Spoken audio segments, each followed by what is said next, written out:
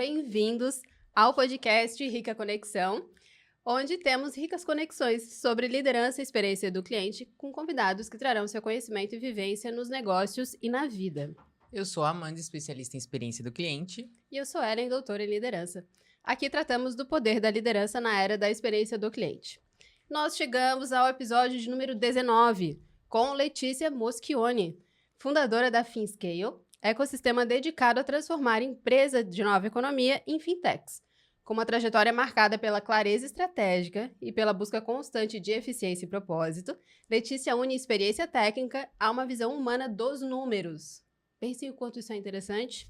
Aproveita, se inscreve no nosso canal também, aqui no YouTube e também no Spotify, se você preferir só o áudio. Seja bem-vinda, Letícia. Meninas, obrigada. Obrigada pelo convite. Como você está hoje, Letícia? Fala para nós o que está passando por sua cabeça. Bom, depois dessa introdução, eu tô me sentindo pressionada, né? A entregar muito. Quer dizer, eu quero saber como ter essa visão humana nos números. Já fiquei curiosa. Porque número é uma coisa e humano é outra. Pra mim não se encaixa. Não se encaixa. Mas eu acho isso, que as pessoas, normalmente, elas se acomodam. Não, eu sou de humanas, sou de exatas, né? E não é. Existe uma conexão que, inclusive, é o que diferencia muitas pessoas. E eu acredito que foi o que me fez ter uma virada de chave na minha carreira. Uhum. Você atuou bastante com experiência do cliente, né? Fala Sim. um pouco da sua trajetória. Vou fazer aqui uma longa história curta, porque, embora eu seja relativamente nova para tanta coisa, muita coisa já aconteceu nessa trajetória. Mas eu comecei me formei em administração de empresas e meu mercado de trabalho começou em 2014, 15, né? Então, eu, como todo jovem, não sabia o que queria fazer na época de faculdade, fiquei nessa dúvida, prestei vários cursos diferentes, enfim, até que optei por administração depois de voltar de um intercâmbio. Meu primeiro contato com o mercado foi subemprego, então fiquei nos Estados Unidos, trabalhei como diarista, trabalhei em restaurante e tal, então tive contato com a experiência do cliente. E lá, embora não seja o que eu faço hoje, mas eu já entendi a importância, o resultado de uma boa experiência para o cliente. Por conta disso, sempre fui muito crítica com a experiência da Letícia enquanto cliente. Então, eu falei, bom, é tão simples você simplesmente atender o cliente, né? Você atender bem, ser educado, entender o que precisa e não ficar tentando, né, inventar muitas coisas. Então, foi isso que me diferenciou. Quando eu voltei dos Estados Unidos, eu comecei a estagiar numa empresa chamada Mobile2U, que foi lá que eu fiz toda a minha trajetória. Entrei como estagiária, saí como sócia, vendi uma empresa, enfim. Então, foi realmente o meu primeiro contato com o mercado de trabalho. E lá, era uma software house, então a gente desenvolvia aplicativo para todo e qualquer segmento. A gente desenvolveu app de delivery, app do Museu da Manhã, de visita guiada, app de banco, app de cartão, tudo, né? Até que a gente se especializasse em serviços financeiros. Mas até a gente se especializar, o que nos fez crescer absurdamente e me tornar uma das sócias foi porque eu sempre ficava muito preocupada em o que a gente está construindo de fato está entregando valor para algum cliente. Porque justamente o que a gente estava falando sobre a parte técnica com a humana. Então, na época que eu entrei como estagiária, não tinha nenhuma figura de produto na empresa. Era sempre quem vendia, então, vamos supor, passava uma pessoa na rua e falava, não quero construir um aplicativo, foi na época do boom de aplicativos, todo mundo queria ter um, né? Então, quero construir um aplicativo de delivery. Pô, legal. Qual era a referência? Olhar um que já existia e fazer um pouco melhor, apenas. E até que eu olhei e falei, gente, mas o que de fato a gente quer resolver com esse produto? Vamos fazer uma pesquisa de campo, vamos entender os clientes, vamos ver e tal. Então, eu construí essa área entre negócio e tecnologia, que hoje é muito comum, que é o que a gente chama de área de produto, gestão de projetos e whatever. Então, eu nem sabia que existia esse cargo, até porque a gente falava muito sobre que curso eu vou fazer na faculdade para eu fazer isso pro resto da minha vida, né? Então, eu fazia administração, entendia que era administrar uma empresa, projeto e não via isso como demanda. Só que lá, a gente foi crescendo o time de desenvolvimento. Eu olhava para os desenvolvedores e falava, gente, como que aquela tela preta pode refletir um aplicativo? Como isso funciona? Ao mesmo tempo, eu ficava, o quanto a gente está pesquisando sobre, de fato, o que tem que ser construído? Então, eu implementei essa área de coleta e pesquisa de cliente, experiência, coleta de informação, feedbacks, etc., para que a gente fosse melhorando os nossos produtos. Então, foi aí que, de fato, eu consegui ter o primeiro contato humano com tecnologia. Então, e eu sempre fui muito, modéstia à parte, muito boa de comunicação, assim. Eu sempre consegui me relacionar muito bem desde a escola. Desde pequenininha, eu tinha minha comunidadezinha lá na escola. E eu conversava muito com quem pedia o aplicativo para entender, tá, mas por que você quer isso? O que você espera? Qual que é o produto? Coisa que hoje é óbvio, quando você vai construir um negócio, tem que pesquisar quem é o teu cliente, mas na época não era. É óbvio pra nós também que Pra nós estamos... também. Que pra muita gente não é. Ainda não é. Eu fico impressionada, mas muitas vezes não é. As pessoas não veem. Elas veem o que elas querem vender... E ficam fazendo sempre do mesmo e reclamando que aquilo ali não... E não testam, né? Exato. Que é o que a gente fala, não testam. Porque a maioria das vezes a sua ideia ela vai pro saco, né? Você tem uma ideia maravilhosa e você vê, putz... Quando você começa a descobrir, você fala, gente, todo mundo tá fazendo. Não é tão inovador assim. Nossa, já existe e tal. Então, existe uma necessidade de busca nesse primeiro momento. Então, essa junção entre negócios e tecnologia foi o que realmente fez com que a gente crescesse muito na época. E também é o que faz com que hoje... a gente consiga crescer muito dentro da ThinkScale. Porque eu defendo muito isso, de que não é só exatas e humanas. A gente tem uma intersecção muito relevante. Uhum. E puxando um gancho de algumas coisas que você falou, como é que fica... Eu vou pôr uma outra peça no tabuleiro aqui, nós. Você falou de... A gente entrou no números e pessoas, enfim, né? Uma ou outra. Aí você trouxe a questão de aliar, né? E juntar a tecnologia para servir ao negócio, fazer ele funcionar melhor e prosperar, etc. Como fica quando o negócio tem um terceiro, entre aspas, sócio, que é o regulador? Porque o setor bancário, o setor financeiro, ele tem... Não sei se todas as instituições são reguladas, mas elas têm, né? Muitas delas têm uma série de... normativas para seguir, até para se manter de pé, vamos dizer assim. Como que entra a tecnologia, talvez, né? Para ajudar nessa regulação e fazer sustentar. Ótimo ponto. Falando de fintechs, o nosso órgão regulador é o Banco Central do Brasil. O Banco Central do Brasil, o que muitas pessoas ainda não sabem, que pensam, poxa, o Bacen, ele tá ajudando as instituições ganham com tarifa, é tudo muito caro, só que existe uma briga econômica muito grande por trás disso. O Banco Central, obviamente, está pensando na economia, mas ele sempre pensa no usuário final. Porque, no fim, ele quer facilitar a vida do usuário final através das instituições financeiras. E, para ser muito sucinta em relação a isso, o Banco Central hoje fornece N licenças, tipos de licenças. Então, basicamente, assim como uma carteira de motorista, você tem A, B, BA, CD, enfim, que tem permissões específicas para algum tipo de veículo. Com o Banco Central é a mesma coisa. Existem as instituições que estão lá auditadas pelo Banco Central, então, óbvio, para você ter licença, tem que passar por um processo, uma homologação, tem que entender quem são os sócios e tudo mais. A partir do momento que a instituição pode fornecer serviços financeiros, ela está sempre ali em conformidade regulatória. O Banco Central, por sua vez, observa o movimento do mercado, observa a quantidade de fraude, a quantidade de possibilidades, inovação e tudo mais, e sugere as normativas, consultas públicas. Então, o que a gente chama... hoje de consulta pública, que tem várias, inclusive, em discussão, é porque não é simplesmente... Gente, a partir de agora a regra é essa. Não. Existe uma consulta pública que fica em discussão, com conselho e tudo mais, até que isso, de fato, seja formalizado. Essa consulta pública, ela funciona muito para realmente entender essa tríade entre economia, tecnologia, o usuário, dados. Então, essas discussões, elas são muito interessantes. Agora, de fato, o órgão regulador, ele é um sócio mesmo, super relevante para as operações, né? E que, quanto mais próximo você tá dele, mais você consegue se antecipar em relação aos problemas. Então, isso é muito importante. É estar perto do que está sendo discutido, de quais são os riscos que eu tô correndo, do que simplesmente olhar para aquela amostra e dizer, agora eu posso ter um banco, vou usar minha tecnologia e acabou. Porque você pode estar construindo um negócio que daqui 6 meses isso pode ir por água abaixo. Então, se antecipar em relação aos possíveis problemas. Assim como todo empresário hoje em dia precisa entender o que o governo está discutindo, pensar em outras N coisas. Então, acho que, assim como qualquer ambiente, é importante entender quais são as leis e o que está em propósito para, de fato, defender isso enquanto democracia. Excelente. Você lidera um negócio que respira estratégia e crescimento escalável. Essa da escala é uma magia, assim, especialmente para empresas de tecnologia, que acaba tendo... É um linguajar, acho que bastante dessa área, né? Nesse cenário, a liderança, ela não é para bonito. Você precisa fazer as coisas, né? Você precisa, inclusive, amparar a estrutura do negócio numa liderança que ajude, né, a empresa a fazer a transição de um cenário em que ela está hoje para um cenário em que ela vai ter escala ou vai escalar e tal.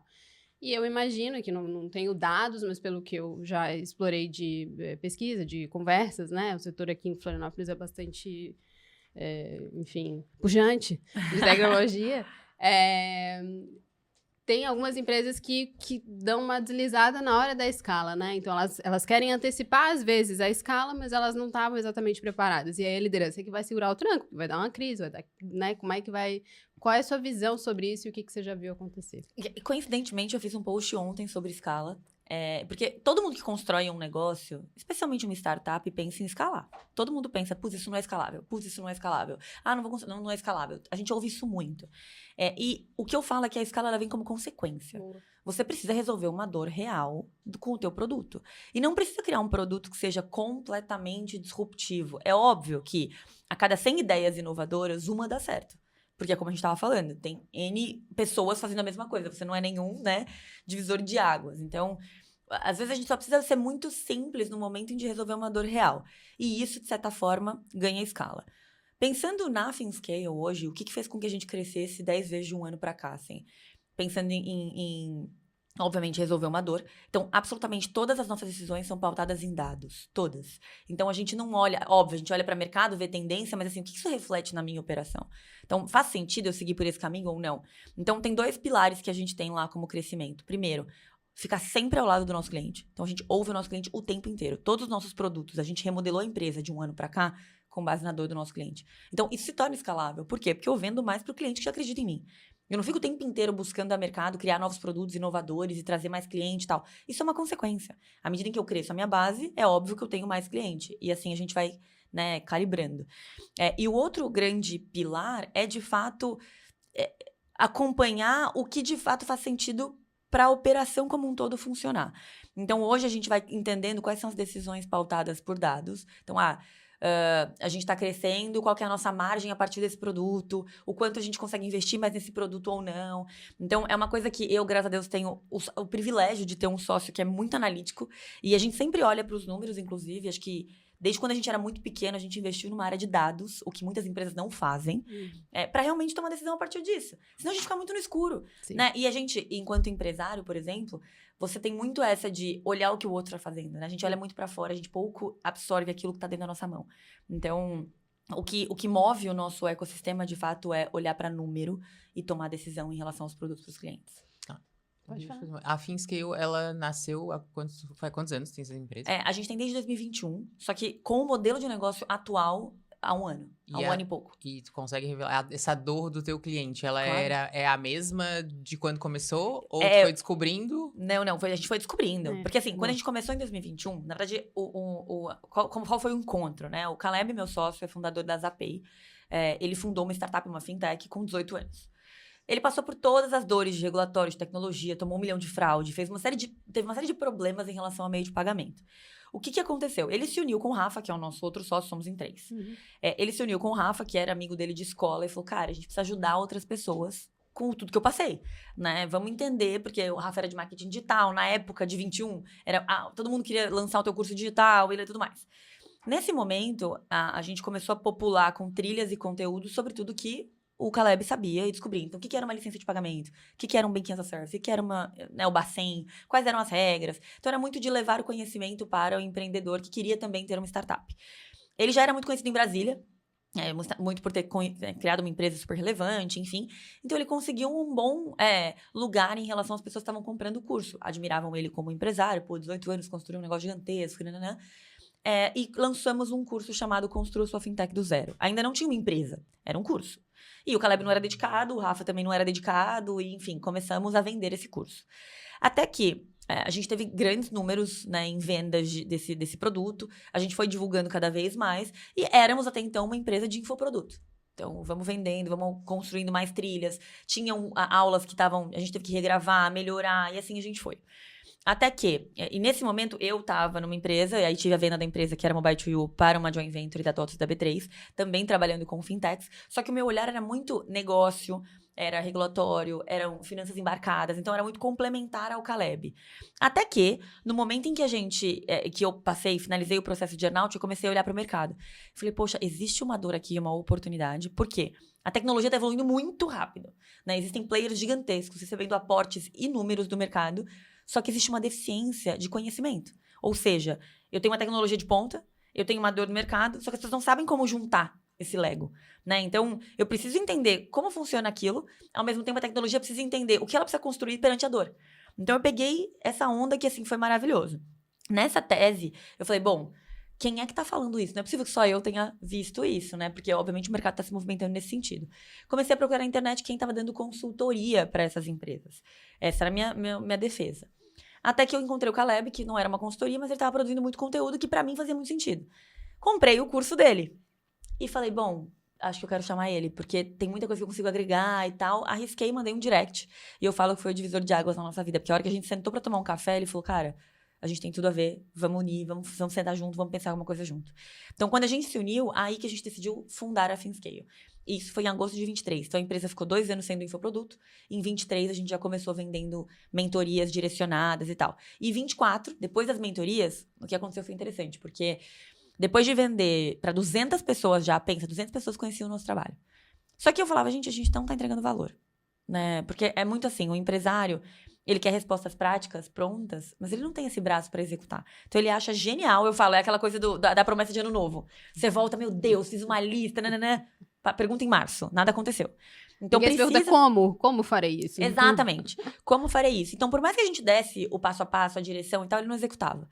Eu falei, gente, a gente tem que voltar pra consultoria. E o Caleb, não é escalável, não é escalável, não é escalável. Então, a gente conseguiu produtizar o nosso serviço a ponto de ser escalável. Então, essa foi uma estratégia que a gente pode falar um pouco mais pra frente.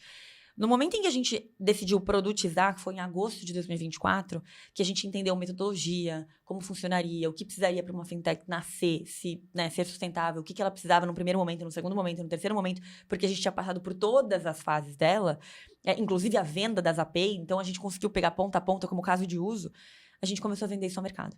Então, comecei a perguntar para os próprios clientes. Eu não investi em colocar na mídia um post no Instagram dizendo, gente, tenho agora uma consultoria que é produto. Não.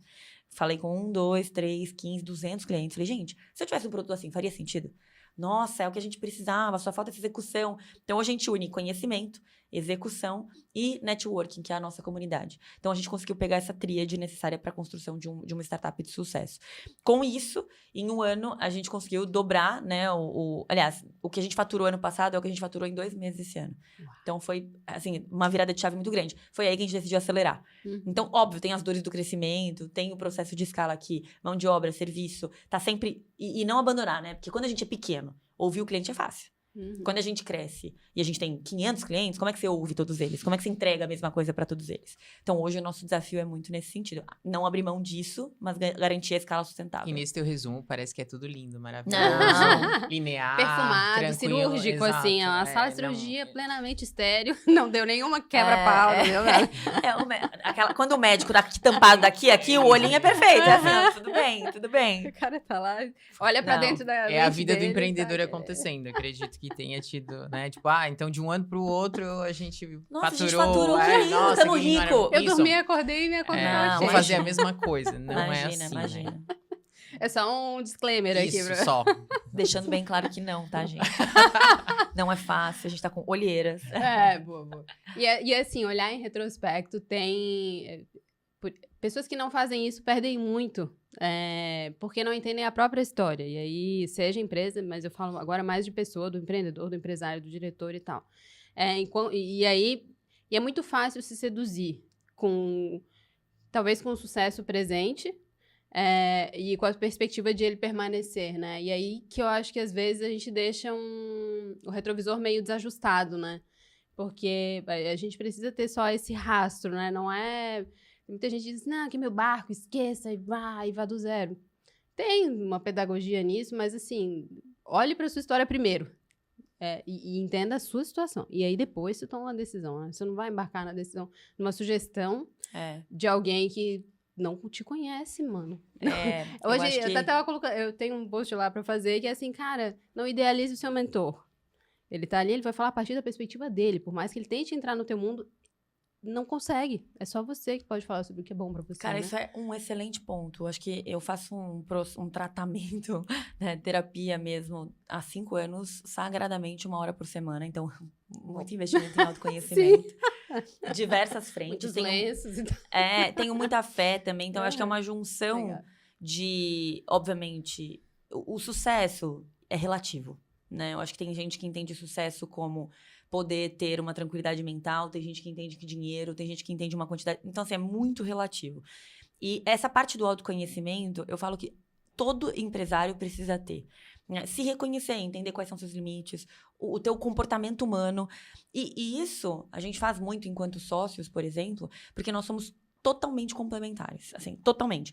O Caleb, ele ainda tem um pouco do mix dos dois, da Letícia e do Rafa. Eu e o Rafa, a gente é completamente diferente, gente, completamente. E isso funcionou muito bem. Por quê? Porque a gente consegue identificar o que eu sou muito ruim e ele sabe o que ele é muito ruim, assim como a gente sabe o que a gente é muito bom e a gente consegue calibrar. Não, eu sei que não é a sorte de todo mundo, porque né, muitas vezes você se encontra... Você já tem um amigo que se tornou sócio, aí você tem muitas coisas, muitos conflitos de interesses, enfim, e isso acaba dando ruim. Só que quando você está construindo um negócio, você tem que pensar que o negócio não é uma extensão de você. O negócio é completamente apartado. Hoje eu olho para a FinScale como um ativo. Né? Então, muitas vezes eu tenho que abrir mão daquilo que pra mim, dói, né? Colocar o nosso ego dentro do nosso bolso, olhar pra operação e falar, cara, eu tô construindo um negócio. É a mesma coisa, eu não sou mãe ainda, quero ser muito um dia, inclusive, mas eu admiro muito esse processo de criação, sou muito próxima da minha mãe. E eu vejo que muitas vezes ela abre mão do dela pra, de fato, olhar e falar, bom, eu tô pensando, tô investindo aqui na Letícia, nas minhas filhas, ela tem a personalidade dela. Então, assim, a FinScale, ela nasceu de uma junção de fatores. Não é da Letícia, não é do Rafa, não é do Caleb. Não são os clientes. Então, tem várias coisas que corroboram para esse crescimento. Então, quando você, como empresário, olha pro teu negócio, querendo que aquilo seja uma extensão tua, você vai se frustrar. E a chance de dar errado é muito grande. Porque você precisa olhar para aquilo como um ativo. Hoje, eu olho para minha agenda, para as pessoas que trabalham comigo, e eu penso assim, essa pessoa, eu tô investindo nela. Minha aposta tá nela. A partir do momento que aquilo tá dando resultado ou não dando resultado, eu preciso agir. E eu tenho que separar muito o emocional do racional. Ao mesmo tempo, eu sou super emocional. Então, com o trabalho que vai acontecendo ali, Letícia, pessoa física, enquanto empresária, de autoconhecimento, de impor limite, de ter conversas difíceis e tudo mais, tudo isso faz parte do sucesso do negócio. Então, tem várias situações, por exemplo, eu lembro como se fosse hoje. O primeiro cliente que cancelou comigo, fiquei em crise de choro. Crise de choro. E, assim, querendo ou não, já tinha um... Como assim? Eu tenho algo tão bom e ele cancelou. Exato. Até hoje eu tenho um pouco disso, tá? Quando alguém fala, não sei por quê. Né? Eu já fico assim, como assim? A gente foi pra briga. Mas eu tento calibrar. E eu acho que é de fato entender que é o que você falou da perspectiva do mentor. A necessidade da pessoa pode não ser aquilo que eu tô oferecendo. Da mesma forma que eu, quando vou conversar com o cliente, eu posso achar que eu tô entregando o máximo. E a expectativa dele era outra. Então, acho que as relações humanas, e a gente tem que pensar que as empresas são construídas de pessoas. Então, a gente precisa sempre entender que é uma questão de expectativa, de valores, de match, né? Não faz sentido todo mundo estar muito bem. E às vezes não cair nos... Eu penso assim, a gente tá falando de mentor, enfim, misturando aqui um pouquinho os assuntos, claro. Mas de não cair nesse ciclo de ir buscar aquele que vai falar aquilo que tu quer ouvir. Porque aí é aquela coisa do ego também, né? A gente acaba... Não, ele não é isso que eu quero. Então, daí eu vou pular, vou pro outro mentor. Não, também não é o que eu quero. Porque é aquela coisa de tu achar que já tá certo, já é aquilo. E aí, tu quer buscar alguém que valide aquilo que tu tá fazendo, que tu acredita, né? Então... É muito... A sociedade, quando falavam pra mim que a sociedade é tipo casamento... Eu falava, ai, gente, pelo amor de Deus, não, completamente diferente. Exato.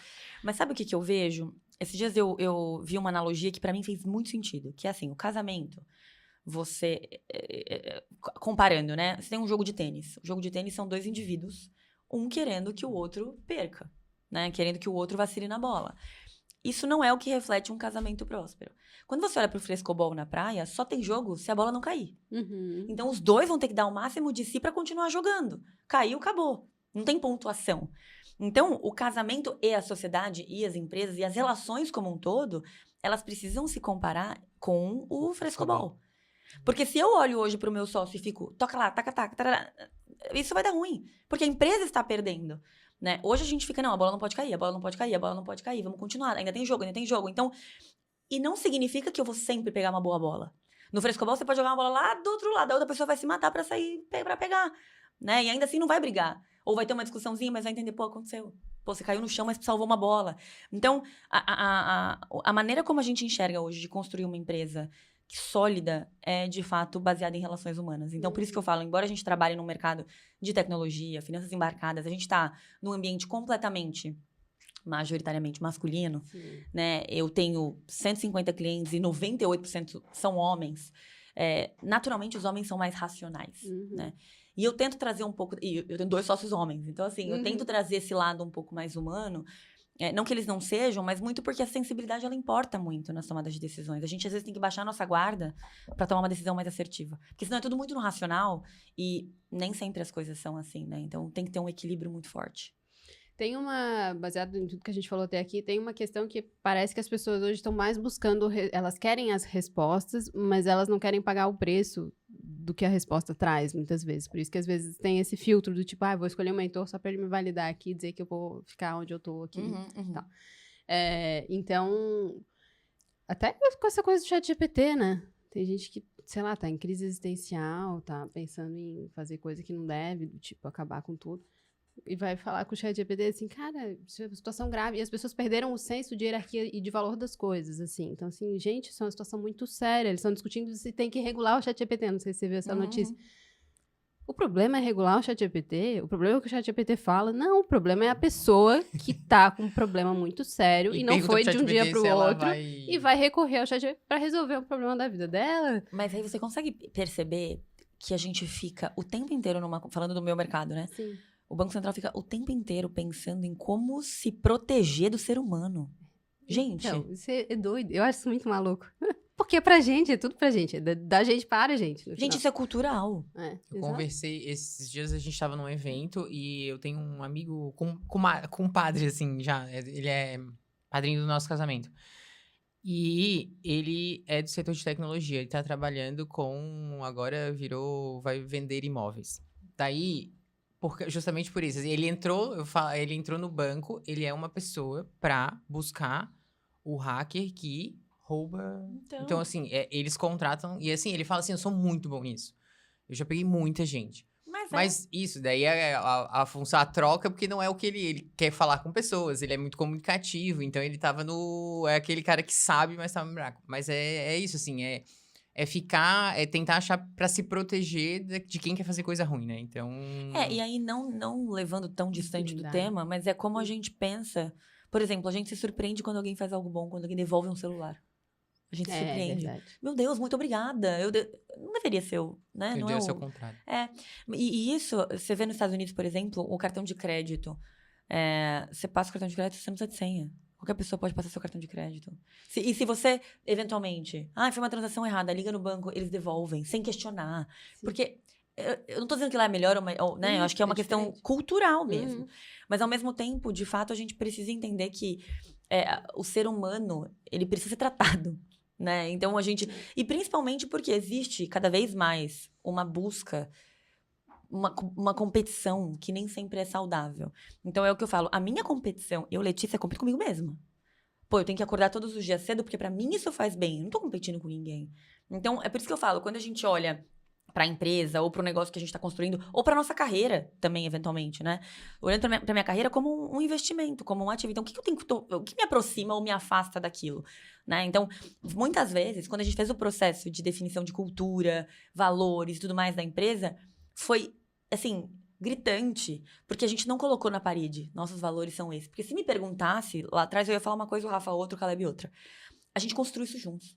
Então, foi muito com base em perguntas e discussões e o que já acontecia na empresa. Então, primeiro você depois você dá um título, né? Primeiro você se torna, depois você formaliza. Então, a gente criou hoje a nossa cultura e a gente é 100% pautado por ela. Então, tem coisas que a gente vê que acontecem no dia a dia que me machucam muito, não machucam o Rafa. Mas ele sabe que pra FinScale aquilo é admitível ou não. Então, a gente decide tudo com base naquilo que a gente entendeu como um ativo, entendeu? O que importa pra empresa pensando no longo prazo, pensando no que a gente quer. E não é nem um pouco fácil, né? Assim, eu falo que a vida do empreendedor, e por mais que eu já tivesse tido essa experiência, agora tá sendo completamente diferente. Por quê? Porque é um mercado novo. Porque eu não tenho hoje absolutamente nenhum chefe, nenhum sócio majoritário. Sou eu, os meus sócios, somos igualitários. E assim, se acontece alguma coisa, eu fico... queria ligar pro meu chefe, queria pedir alguma coisa. Porque, de fato, a gente também tá em construção. Independente de você ter 20 anos, 30 anos, 50 anos. Você tá numa construção para aquele momento da sua vida. Então, tem muitas coisas que você não tem como prever. Não adianta, por mais que você tenha muitas experiências, tem situações que você se surpreende com você mesmo. Então, eu acho que... pilares, para mim, que são super relevantes. o autoconhecimento, então eu tenho meu momento sagrado para que eu, de fato, esteja alinhada, consiga equilibrar, consiga saber lidar com os meus sentimentos, que eu acho que isso é muito importante. Não entender que, tô sempre muito bem. Não, entender que, a fragilidade também te dói em algum lugar. E, fiquei triste porque o cliente cancelou, mas por quê? É porque eu tô me esforçando e porque aquilo tá... Então, são várias coisas que você começa a entender e pegar mais leve com você, porque já não é uma jornada leve. E aí tem um outro pilar, que é a fé, o que você acredita, o seu momento de fato, conexão, né, com você, com Deus, com quem quer que seja, para que, de fato, você consiga acalmar os seus ânimos e se manter sempre equilibrado. Isso independente de ser empresário ou ser um grande carreirista. O outro ponto é a performance, né, porque... Eu sou uma pessoa de muita performance, eu me cobro muito, muito mesmo, assim. Por quê? Porque desde pequena, nunca foi tudo tão fácil pra mim. Eu tive uma história que, graças a Deus, nunca passei necessidade, mas não foi uma história simples, né? Meus pais, sim, se desdobraram para que eu pudesse estudar. Não tive tudo de mão beijada. Eu não tive, e é o que a gente fala sobre embasamento, né? Eu acho que tudo é referência. Quando você começa na tua carreira, como é que você vai saber o que você quer fazer se você não tem uma referência? A referência que você tem é quem tá ali. A referência que você tem é a televisão. Que os médicos são bem-sucedidos. Então, vai mudando com o tempo. Então, eu não tinha como prever estar aqui hoje. E se eu estivesse projetando estar onde eu estou hoje, talvez eu tinha errado completamente no caminho. Então, acho que a gente tem que olhar sempre para o hoje. O fato de você se conhecer e manter sanidade mental faz com que você priorize o que é importante para você hoje. E aí, as portas vão se abrindo. Eu acho que esse é o grande X da questão. E a gente podia parar por aqui, galera. Já tá isso aí, olha.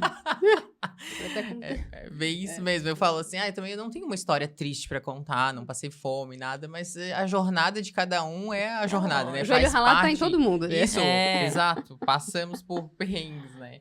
Como fica isso na tomada de decisão aqui, tentando... Vou trazer uns elementos aqui. Quer trazer, amiga? Isso aqui eu acho que até já respondeu, mas no início da empresa, provavelmente teve um momento que você precisou tomar uma decisão de liderança.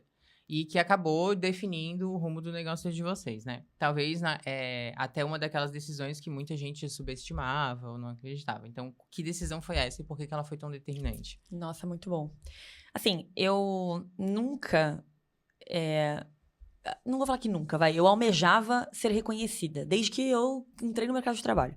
Eu falava, eu preciso ser muito boa naquilo que eu me colocar pra fazer. Eu acho que isso é o desejo de todo mundo, mas tem gente que não tá disposta a pagar o preço, né? Porque você ser muito bom e ser reconhecido em alguma coisa, tem várias coisas, né? É o que eu falo, quando eu comecei a postar conteúdo nas redes sociais, eu ficava morrendo de vergonha. Hoje eu olho pra aquilo, eu fico, misericórdia, tomara que passe logo, o feed sobe. Mas ao mesmo tempo, aquilo, se eu não tivesse feito aquilo, eu não estaria hoje. E se eu tivesse tido medo lá atrás, eu não teria, né, conseguido. E hoje eu sou muito crítica com isso também. E muito autocrítica. Então, acho que se a gente ficar o tempo inteiro pensando em estar perfeito, a gente nunca vai fazer absolutamente nada. Ao mesmo tempo, pelo fato de querer ser reconhecida, eu sabia que ou eu ia ter que ser muito boa tecnicamente, ou eu ia ter que me desenvolver para ser uma boa líder. Ao mesmo tempo, eu nunca fui muito nerd, assim. A minha característica positiva era a comunicação, sempre fui de amigos, sempre fui meio popular na escola, então era festa junina, eu organizava porque era fácil pra mim. O que pra muitas pessoas é horrível. Imagina, apresentar na frente de todo mundo, Deus me livre. Eu estava numa escola de freira e na Páscoa a gente fez um teatro que a gente cobrou a entrada e tal. Quem vai ser Maria? Todo mundo votou em mim e eu votei. Então, eu era a Maria da escola de freira, assim. Então, e zero problema, não tinha nenhum problema. As pessoas zoavam e falavam... Eu nunca me importei. Eu não tô dizendo que todo mundo tem que ser assim. Porque eu acho que tem muitas pessoas que, pra a pessoa é um sacrifício se expor. E eu não acho que você não é a qualquer preço, né? Mas entender, a partir do momento que eu entendi que aquilo era uma potência minha, o fato de se comunicar, de conseguir falar em público, poxa, isso não é pra todo mundo. Então, eu vou aproveitar disso. Já que eu tenho, já que é meu, é a essência, né? Da mesma forma que não adianta eu hoje acordar e falar, acho que eu quero ser CFO. Cara, eu detesto ficar olhando pra número, linha, Embora eu trabalhe com isso, o meu negócio é olhar pra aquele número e tomar decisão e pensar em estratégia e tal. Se eu quisesse ser uma CFO, eu ia falar, gente, eu sou péssima, eu ia me frustrar. Então, por isso que a gente fala da nossa história, que é você entender aquilo que você é bom, que você é ruim, porque todo mundo é bom e ruim em alguma coisa, e fazer um processo de autoconhecimento pra se colocar no lugar certo. Porque se você tem uma puta potência e tá no lugar errado, você vai se frustrar. E vai frustrar o outro, né? Então, eu acho que depende muito do seu conhecimento. Assim como a gente fala, e trazendo um gancho sobre investidor e tal, ontem eu tive uma conversa com um cliente que está buscando captação de investidor. E a gente está fazendo simulações de pitch e tal. E eu falei, qual é a característica do investidor que você busca? Ele, não, quero cheque, não quero característica. Eu falei, tá errado. Porque é exatamente como um casamento, como uma relação. Se você tá muito querendo encontrar alguém, primeiro, a chance de dar errado é muito grande. De duas, uma. Ou você não vai encontrar, ou você vai encontrar alguém muito ruim. Você não vai dar certo, você tá muito nessa busca. E o investidor é a mesma coisa, e com a vida, com a carreira, com o lugar, é a mesma coisa. Então, quanto mais você busca algo, mais distante você tá. E aí, no processo, voltando aqui pra parte de liderança, em qualquer lugar que eu já trabalhei na minha vida, eu tinha uma postura mais líder. Porque era natural. Então, eu acabava fazendo as comunidades do time. Quando eu entrei pra estagiar, eu falei, gente, tá errado aqui, a gente precisa fazer uma área de produto. Eu lembro de falar pro antigo chefe, um dia a gente vai ter um andar só de pessoas de produto. Ele falava, pra quê? Eu falava, a gente vai. No fim, quando a gente vendeu a empresa, a gente tinha. Então, assim, eu sempre tive isso. Na minha família, até hoje, meus pais estão viajando lá, sei lá, no Acre. Perderam o voo, eles ligam pra mim. Mas, pai, por que você não resolve? Eles sabem resolver, mas é porque eu tenho isso de mim, assim. E não me importo, mas eu acho que às vezes tem um lado ruim também, de muitas vezes você sobrecarrega e você não consegue falar não. Então tem muitas coisas que você precisa tomar algumas decisões. Enfim, quando a gente começou na ThinkScale e quando a gente foi decidir quais áreas iam ficar com quem, eu e meu chefe, porque nós somos partners, assim, a gente não tem uma liderança única, a gente tem áreas divididas dentro da empresa. A gente foi entendendo o perfil. Então, poxa, faz sentido pessoas e cultura estar sob a minha liderança? Faz, porque é uma potência minha, pessoas e cultura, gestão, liderança, etc. Eu quero formar outros líderes. As pessoas se identificam comigo naturalmente. Quando eu tô num ambiente, naturalmente, eu acabo monopolizando. E não é por mal. Mas antes eu me frustrava muito por isso. Eu ficava assim, eu não vou falar. Mas me dava ciricutico. Até eu começar a falar, eu falei, pô, isso é importante para as pessoas. Da mesma forma que o meu sócio olha para a parte de dados, de marketing, de financeiro, e a gente se complementa. Não faria sentido eu querer ocupar todos os espaços. Então, acho que a liderança, ela é seletiva. Você precisa entender o que você quer transmitir com a tua liderança. E não simplesmente, quero ser líder porque eu quero o cargo, porque eu quero o salário. Porque pode ser um fracasso. Então, acho que é aquilo que eu falo. Primeiro você depois você se torna. Assim como a gente fala pro time, né? O time que tá em desenvolvimento, as pessoas ficam, eu almejo um cargo de liderança, eu queria liderar. Tem as dores demais de um líder. Demais. São muitos momentos que não é dito, né? Que você precisa vestir essa camisa. Assim como todo mundo quer ser sócio. Você quer tomar decisão de sócio? Você quer passar por um problema? Você quer responder juridicamente alguma questão? Então, assim, tem que entender o teu apetite a esse risco. E são muitos desafios. Eu falo que eu acordo felizaça. Terminei meu exercício, meio-dia. Alguém liga e fala, manda uma notícia ruim. Você fica, como é que eu resolvo? E é o que eu tava falando, não tenho... Eu tenho meu sócio, graças a Deus, mas eu não tenho alguém pra falar, gente, alguém resolve pra mim? Não tem o que fazer. Então, você tem que tentar colocar no lugar, tomar decisão. Então, assim, não é nem um pouco fácil. Acho que depende muito de como é que você se enxerga e saber se você quer pagar o preço. Justo, e enfim, dá pra explorar um monte de coisa, né, nesse que você fala. Mas tem líderes que acabam embarcando numa ideia de, tipo, equipes autogerenciáveis, porque no final das contas eles têm alguma coisa ali, uma carga emocional, alguma coisa assim, que eles não estão sabendo lidar. Então, assim, por que eles não podem simplesmente entender que é o trabalho deles, eles precisam fazer isso e deu? Por que eu tenho que dizer? Não é? Assim, cara, tu é o cara da visão, tu é o cara que vai dizer assim, não, vai por ali. Pelo menos isso tem que falar. Então, não dá pra se... E aí, às vezes, você falou da questão dos BOs, vamos dizer assim, né? Da liderança. É isso, quando você... E tem muito do desejo, né? Romântico. De querer algo porque é bonito, porque acha que é valorizado, porque ou porque poucas pessoas têm. Mas tá. E você começou a sua fala hoje falando assim, cara...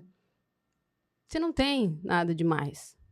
Por mais que a gente tenha que olhar para nossa história e fazer as pazes com ela, entender o que a gente é bom, quando a gente começa a se comparar, ferrou geral, porque assim, você não vai emprestar essa história para ninguém. Então, tem um pouco da fuga também e do desvio, que daí acho que dá uma atrasada em muitos negócios por causa disso, assim. Da pessoa não entender e não se apropriar daquele papel que é dela e que ela mesma criou pra ela, né? Você sabe que tem uma questão... Desculpa te interromper. Pode falar. Tem uma questão forte nisso, porque tem muito a expectativa do líder sobre a pessoa, e aí tem uma questão de conhecimento de comportamentos humanos, né? Que é importante para um líder entender quais são as pessoas que estão no seu time e como elas são potência em cada uma das frentes.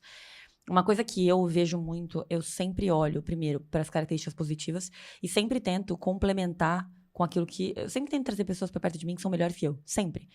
Sempre. Porque você está aprendendo também e tem que ser realmente muito bom naquilo que você não é bom. Então, a liderança, ela é, obviamente, aquilo que você falou, ela vai dar insumo com base no que você tem de embasamento, óbvio, com a sua história.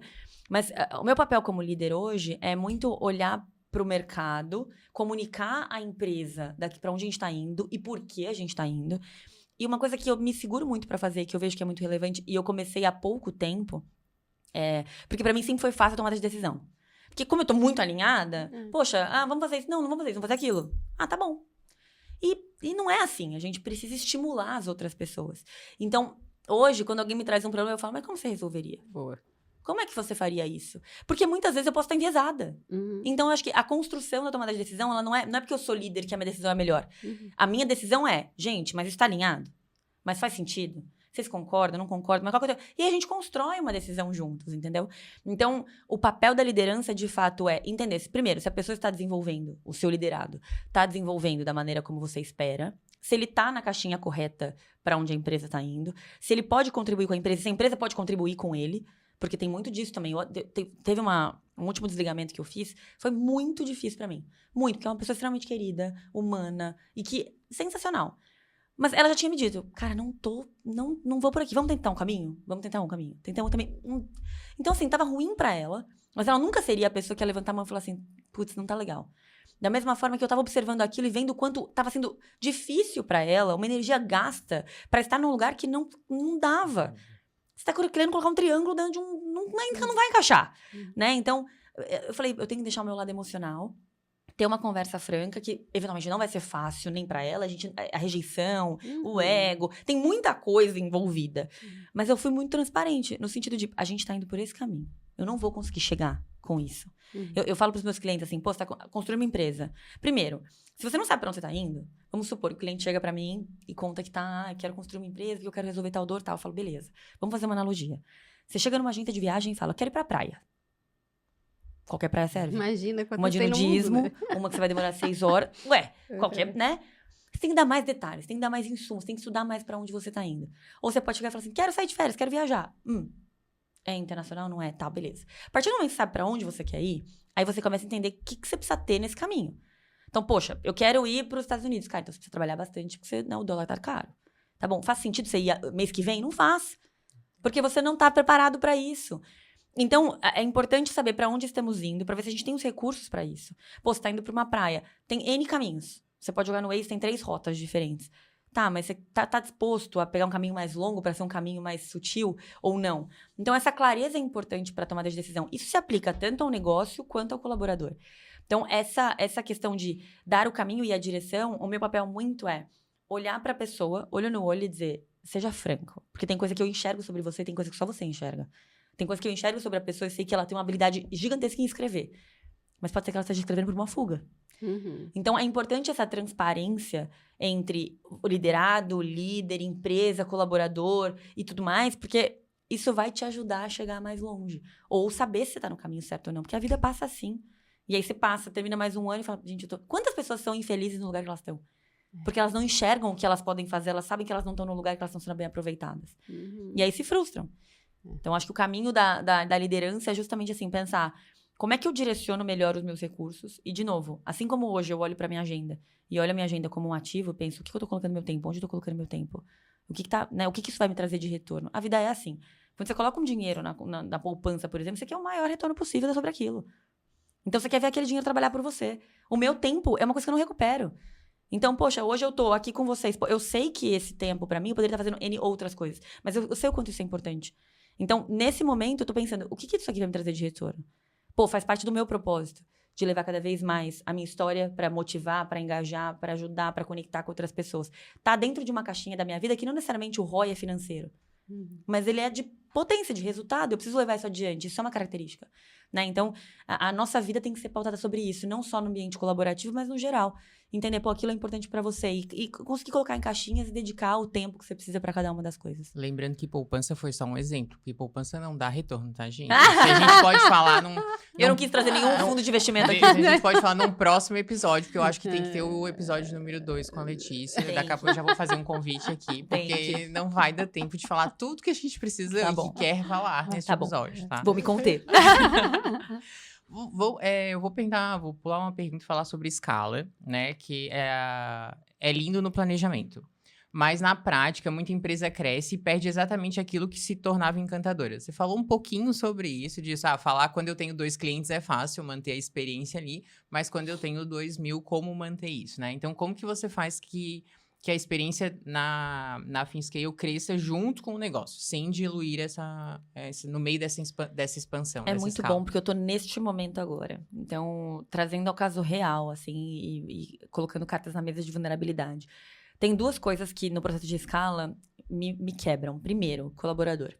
Quando você tem um time enxuto, você conhece todo mundo, você conversa com todo mundo, sabe a história de todo mundo, você consegue agir mais rápido.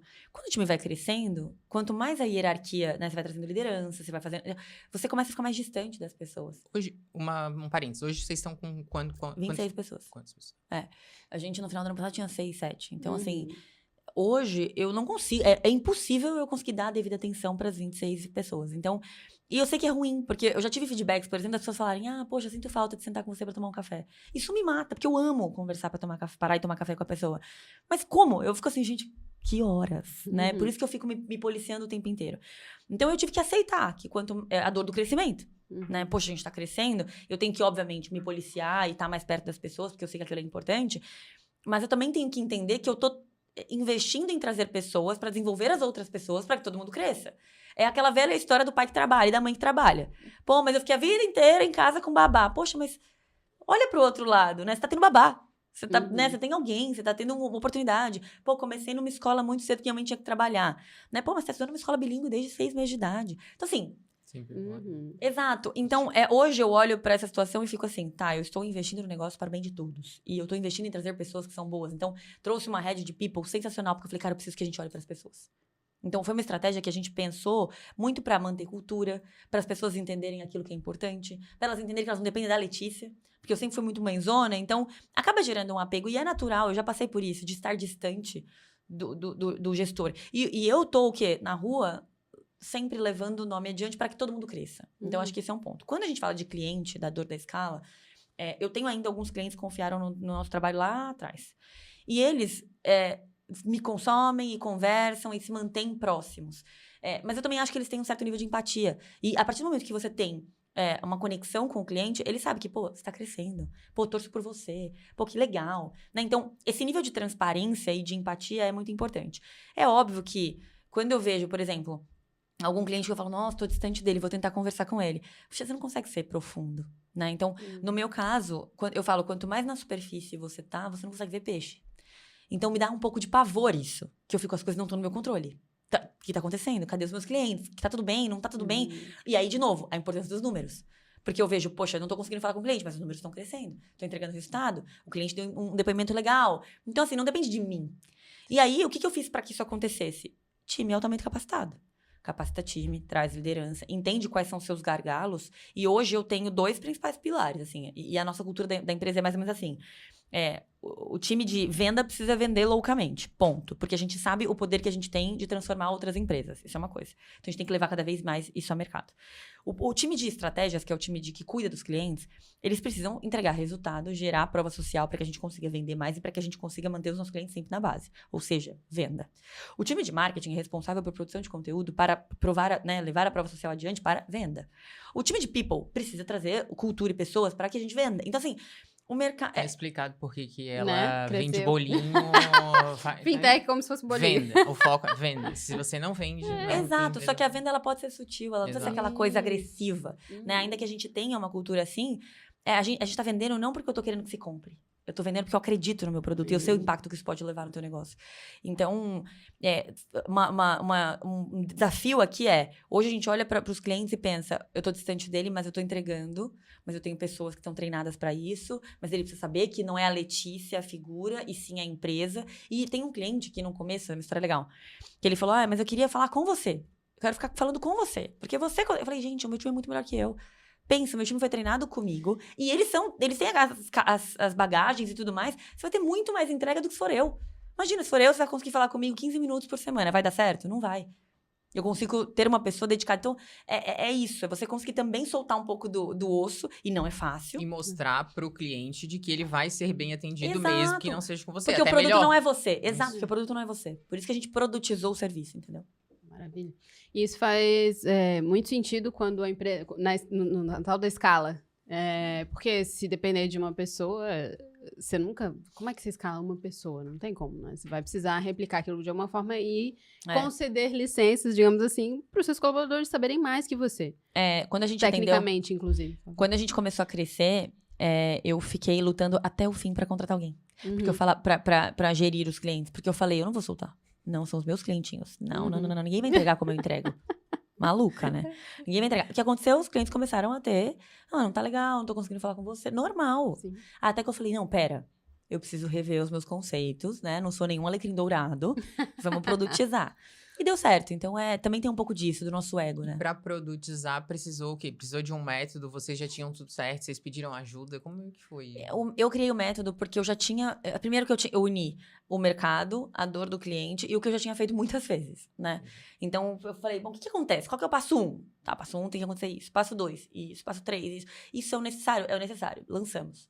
Quando a gente começou a executar o método, 1 milhão de melhorias. Então, você vai ajustando. Agora, a gente tá ajustando de novo. Então, acho que é uma constante, é uma cocriação, né? Porque o cliente vai pedindo coisas que antes não existia. Por quê? Porque a gente não chegou na última etapa do método. Né? Então, acho que você vai construindo com base nas horas de voo, né? O que eu falo. Quanto mais você voa, mais você consegue E desse método que a gente tá falando do cliente. O método pro cliente. E o método interno. O método da equipe. Desse crescimento, da escala interna. Aí a gente precisou de ajuda de pessoas, né? De uma rede de people, de um time de people. Porque eu lembro também que o Caleb ficou muito assim, gente, a gente tem que ter alguém de people. E eu falava, gente, pra quê? Vamos investir, cliente, do que. Eu fui contra. Não por nada, eu sei do valor, mas depois que eu coloquei, eu falei, toda empresa precisa de uma pessoa de people no dia 1. Porque tudo é cultura. Você solta uma válvula e aí o troço vai, né? O recrutamento e seleção dá um trabalho do caramba. E assim, custa caro você contratar uma pessoa errada. A primeira coisa que eu ficava assim pra ela, tem que contratar rápido. Vamos, cadê a vaga? E ela falava, Letícia, a gente tem que demitir rápido. A gente tem que contratar devagar. E eu, tá. Entendi. Então, hoje eu falo, ela manda em mim, 100%. Eu falo, o que eu tenho que fazer? Tô fazendo errado? Tô fazendo certo? Então, a pessoa tá feliz? Não tá feliz? Então, é isso, assim. Dentro de casa, precisa ter cultura bem definida. E foi a primeira coisa que quando a gente decidiu escalar mesmo. E, bom, vamos ser uma empresa gigante nos próximos anos. A gente não vai crescer sem cultura. E aí, foi um trabalho que foram 3 meses dos 3 sócios sentados, tendo conversas, metodologia e tudo mais aplicadas à construção dessa cultura. Isso é tão óbvio e ainda... E não precisa ser falado muito, né? Porque Muito. quando se fala em cultura, tem muitas pessoas que leem, assim, aquele ponto de interrogação e falam, É que né? dá uma Nem vai mudar nada. incomodada, né, meu? Incomoda. Porque, assim, Incomoda. imagina Tem que mudar vocês tudo. três... Porque chacoalha, né? Isso. É. Tem que Porque mudar a tudo. empresa, ela já nasce com uma cultura dos fundadores. Exato. Ela já nasce. Ou do fundador, né? Ela já tem aquilo. Ótimo. A partir do momento em que você vai crescendo, vai um monte de gente trazendo seus, né, de lugares diferentes. Só que é aquilo que a gente estava falando. Assim como eu, como sócia, olho a ThinkScale como uma coisa apartada, os colaboradores também precisam enxergar aquilo como um investimento também. Pô, eu estou investindo meu tempo para essa empresa que pode crescer. Então, é uma aposta dos dois lados. Né? Precisa ter essa clareza. Bom. Se você pudesse deixar um alerta lúcido para líderes empreendedores sobre o que realmente diferencia negócios que crescem daqueles que apenas sobrevivem. A gente vai começar agora outro episódio? Não, eu ia dizer... Agora a gente vai começar, vai fazer Isso uma que a gente- imersão até olha só, segunda-feira. Não teve até hoje nenhuma convidada que a gente não conseguiu honrar com a lista, mas não dá. Os extras aqui, não. Gente, Das 10 perguntas, a gente conseguiu fazer 3. Não.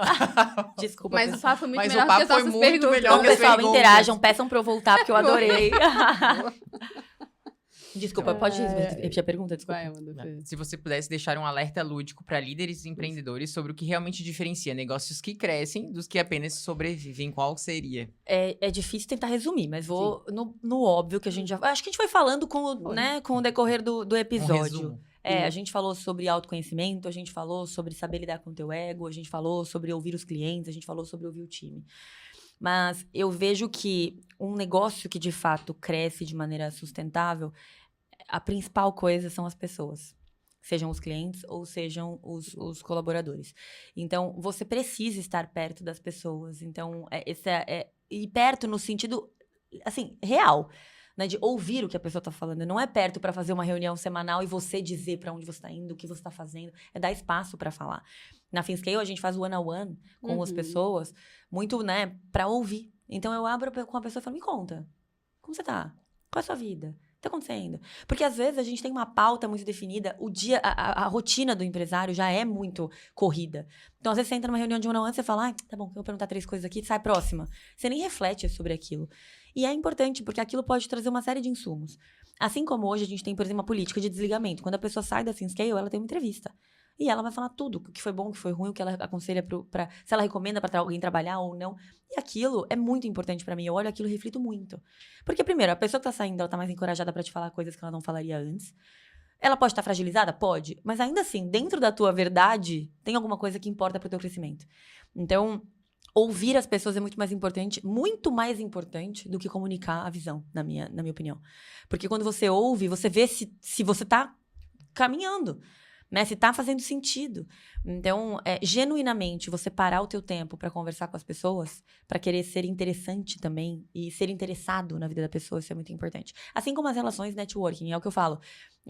Não adianta você ir para um lugar querendo vender. Primeiro você faz amigos, se conecta, depois você faz negócios. Então, você tem que ser uma pessoa interessada na vida do outro. É muito mais legal. Não é legal quando você tá em alguma situação despretensiosa, alguém pergunta, mas e qual é o nome da sua mãe? O que você faz nas horas vagas? Você fica meio assim, né? Ué, alguém tá perguntando sobre mim? Né? E isso diz muito sobre a pessoa e sobre o que é importante pra ela, pra que você consiga vender mais. Então, eu procuro sempre conhecer o meu cliente mais do que a dor dele. Eu preciso entender, pelo menos, ele tá com aquela dor por quê? Quem é ele? Né? Assim como quando você vai vender pra uma pessoa, você precisa saber de comportamento humano. Tem pessoas, por exemplo, que são completamente dominantes, que se você for por pressão, ela vai topar. Mas se for uma pessoa conforme, se você jogar uma pressão de escassez pra ela, ela vai falar, Deus me livre, tchau. Então, as pessoas são diferentes. Então, é super importante entender o comportamento da pessoa. E o comportamento, ele não é pautado por história. Você pega na superfície. Você começa observando, olho no olho e tudo mais. Sim. Convivência, vínculo. Filosoficamente, a gente tá aqui e tem coisas que a gente enxerga e que é uma que a gente conscientemente entende. Mas tem coisa que tá rolando aqui, tudo que a gente tá mapeando e que... Enfim. Sabe uma coisa também? E, infelizmente, essa parte não tá no número. Então, exato. As relações humanas importam pros números. Que é isso? Você precisa de relações humanas para criar um negócio sustentável, né? E tem uma coisa que, com pandemia e com tudo que aconteceu, as relações ficaram muito mais digitais. O que é muito bom, por um lado, porque você consegue, né? Você faz 8 reuniões num dia. Quando que antes você conseguia fazer 8 reuniões num dia? Não dava. Tem o deslocamento, tem o tempo que você conversa, o cafezinho, a água, né? Hoje você tem que calcular muito bem teu tempo. Mas, ao mesmo tempo... É muito diferente quando você faz um contato visual e o olho no olho. E é o que eu falo, a conversa de corredor, ela importa muito. Então, a gente tem um modelo hoje de trabalho híbrido, por exemplo, por isso.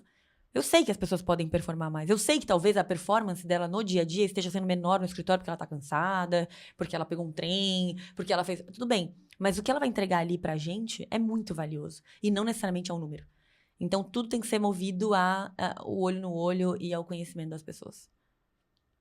Maravilha. Quando eu estiver em São Paulo, eu vou visitar a tua empresa. Né? Por favor, eu faço questão de recebê-la. Então, chegamos ao fim do nosso episódio.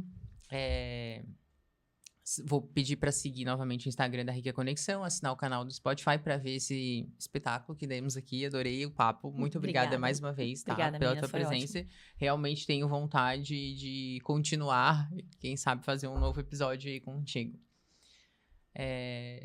Ideias inspiram, mas só a ação vai transformar a sua realidade. O que você vai aplicar a partir de agora? Primeiro, né? Porque aqui não faltou ideias aqui, né? Conta pra nós aqui nos comentários. Obrigada. Obrigada. Uhul.